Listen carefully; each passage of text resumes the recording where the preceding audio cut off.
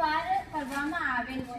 ભારતનું બંધારણ વિશ્વના તમામ લોકતાંત્રિક દેશોના બંધારણ કરતાં સૌથી મોટું લેખિત બંધારણ છે.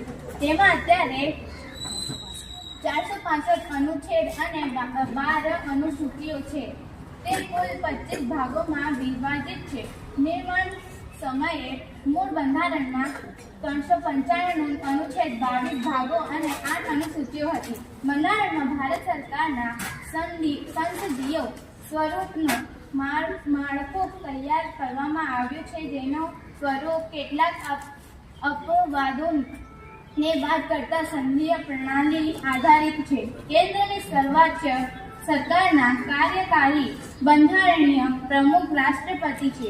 ભારતના બંધારણની કલમ કરવામાં આવી છે કે રાષ્ટ્રપતિની સહાયતા તથા તેને સલાહ આપવા માટે એક મંત્રીમંડળ હશે, જેના પ્રમુખ વડાપ્રધાન હશે. રાષ્ટ્રપતિ આ મંત્રીમંડળની સલાહ મુજબ કાર્ય કરે છે.